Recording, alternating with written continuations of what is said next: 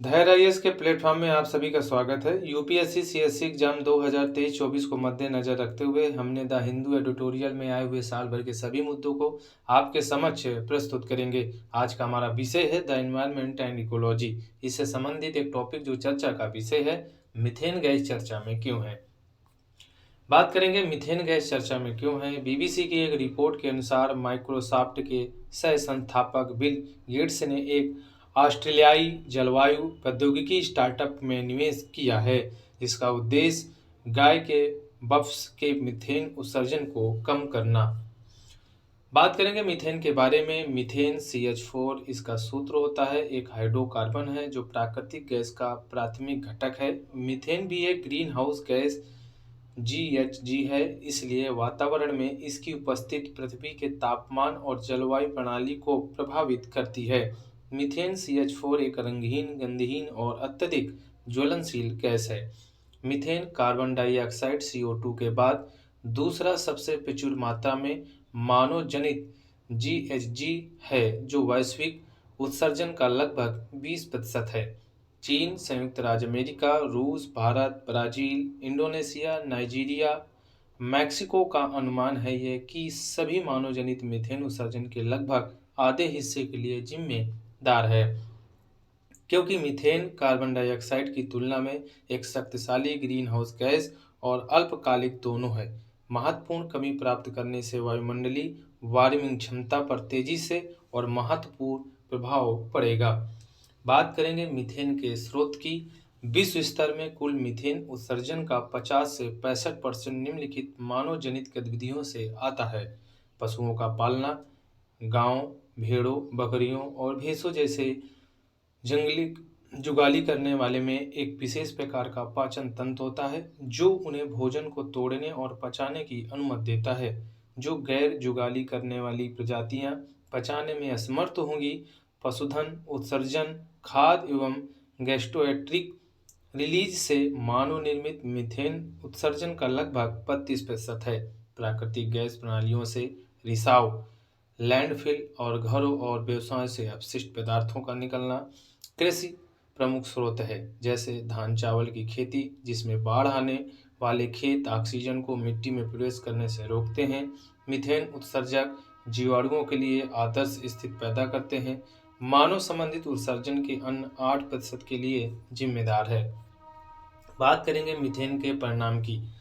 शक्ति 20 साल की अवधि में कार्बन डाइऑक्साइड की तुलना में वातावरण को कम करने में मीथेन लगभग 80 गुना अधिक शक्तिशाली है। ओजोन निर्माण। मीथेन जमीनी स्तर के ओजोन के खतरनाक वायु प्रदूषक और ग्रीन हाउस गैस के निर्माण में भी योगदान देता है। बात करेंगे ग्लोबल वार्मिंग में क्या प्रभाव है।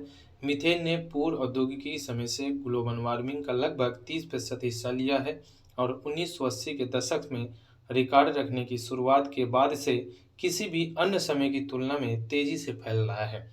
अब बात करेंगे मीथेन उत्सर्जन से निपटने के लिए वैश्विक और भारतीय पहल क्या है। भारत ग्रीन हाउस गैस कार्यक्रम पहला। ये कार्यक्रम एक उद्योग आधारित स्वैच्छिक ढांचा है, जिसका उद्देश्य भारतीय कंपनियों को WRI, इसको बोलते हैं world resource institute, GHG protocol से उपकरण और कार्यप्रणाली का उपयोग करके GHG उत्सर्जन के मापन और प्रबंधन की दिशा में प्रगति की निगरानी में मदद करता है। अब बात करेंगे हरित धारा पहल की। हरित धारा एक एंटी मिथेनोजेनिक फीड सप्लीमेंट है, जो प्राकृतिक फाइटो स्रोतों से तैयार किया जाता है। ये पशुधन फीड में शामिल होने पर एंड्रिक मीथेन उत्सर्जन का 17% से 20% तक कम करने में बहुत प्रभावी पाया जाता है। बात करेंगे मीथेन चेतावनी और प्रतिक्रिया प्रणाली क्या है। UNEP, संयुक्त राष्ट्र नेशनल एनवायरनमेंट प्रोग्राम के तहत अंतर्राष्ट्रीय मीथेन उत्सर्जन वेधशाला ने COP27 में methane alert and response system MARS launch किया है, जो प्रमुख मीथेन उत्सर्जन स्रोतों का पता लगाने और उन पर कार्रवाई करने के लिए वैश्विक प्रयासों को पारदर्शी रूप से बढ़ाकर वैश्विक मीथेन प्रतिक्रिया के कार्यान्वयन में तेजी लाने के लिए एक नई पहल है। बात करेंगे वैश्विक मीथेन पहल की। इसे 2004 में लॉन्च किया गया था। ये एक अंतर्राष्ट्रीय सार्वजनिक निजी पहल है जो 3 क्षेत्रों में बायोगैस, कृषि, नगरपालिका ठोस अपशिष्ट और अपशिष्ट जल सहित कोयला खदानों में एक मूल्यवान ऊर्जा स्रोतों के रूप में मीथेन की लागत प्रभावी, निकट अवधि की कमी और वसूली और उपयोग को आगे बढ़ाती है और तेल गैस प्रणाली जैसे। तो इस प्रकार से कंप्लीट होता है। और हम चलते हैं अब इसी से संबंधित पिछले साल का एक क्वेश्चन आपको कराएंगे। निम्नलिखित फसलों में कौन सी मीथेन और नाइट्रस ऑक्साइड दोनों का सबसे महत्वपूर्ण मानवजनित स्रोत है? तो ऑप्शन पहला कपास, दूसरा चावल, गन्ना और गेहूं। तो सभी लोग बताएं कि कौन सा ऑप्शन सही है।